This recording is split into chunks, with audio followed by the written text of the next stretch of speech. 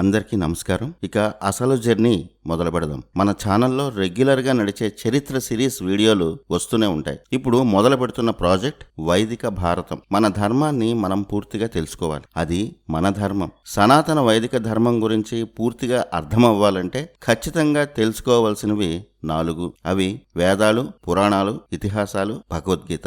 ఇంకా చాలా ఉన్నాయి, కానీ ఈ 4 ఖచ్చితంగా తెలుసుకోవాలి. వేదాలు నేర్చుకోవడం సులువా?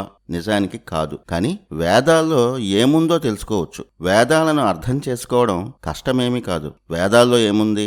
అలాగే పురాణాలు ఏమిటి? పురాణాల్లో ఏముంది? రామాయణం, మహాభారతం, ఈ ఇతిహాసాల అసలు గాథలేమిటి?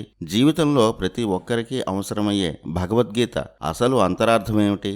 వీటితో పాటు సనాతన ధర్మానికి ప్రాణమైన అద్భుత సాహిత్యాన్ని చందమామ కథల్లో ఉన్నంత సులువైన భాషలో చిన్న పిల్లలకు కూడా అర్థమయ్యేలా అందించాలన్నదే మా అసలైన సంకల్పం. చాలా మందికి మన ధర్మంలో వేదాలు, పురాణాల గురించి పెద్దగా తెలియదు. వాటిని తెలుసుకుంటే తప్ప మన సనాతనం గొప్పదనం అర్థం కాదు. భగవంతుని దయవల్ల, మా పూర్వీకులు మాకు ఇచ్చిన జ్ఞానం వల్ల మన ధర్మ గ్రంథాలన్నిటినీ సులభమైన భాషలో ఆసక్తికరంగా చిన్న పిల్లలకు కూడా అర్థమయ్యేలా చెప్పే శక్తి మా బృందానికి ఉంది. మేము సిద్ధంగా ఉన్నాం, కానీ వీటిని నేరుగా అప్లోడ్ చేయదలుచుకోలేదు. వీటిని తెలుసుకోవాలన్న ఆసక్తి ఉండాలి. అందుకే ఆసక్తి ఉన్న మెంబర్స్కి మాత్రమే ఈ ప్రత్యేక వీడియోలను అందించాలని అనుకున్నాం.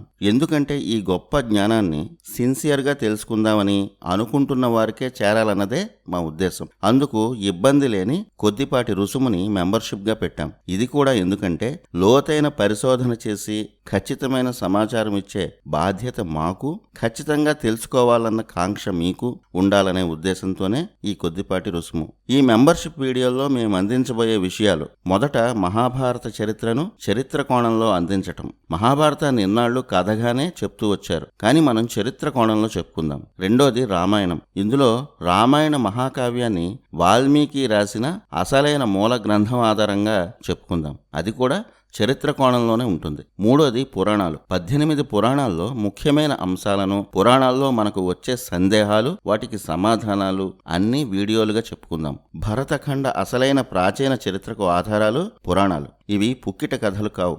ఈ 3 పూర్తిగా అర్థమైతేనే వేదాలు సులభంగా అర్థమవుతాయి. కానీ పైన వీడియోలు చెప్పుకుంటూనే మధ్యలో వేదాలకు సంబంధించిన ఇంట్రో వీడియోలు, అసలు వేదం అంటే ఏమిటి, వేదాల్లో ఏముంది, 4 వేదాల్లో ఉన్న అద్భుతమైన విషయాలు, ఆ వేద మంత్రాలను దర్శించిన ఋషుల చరిత్ర, వేదాల చరిత్ర, ఇవన్నీ చెప్పుకుందాం. ఇలా ఒక్కచోటే ఇతిహాసాలు, పురాణాలు, వేదాలు ఇవన్నీ అందించాలన్నదే మా లక్ష్యం.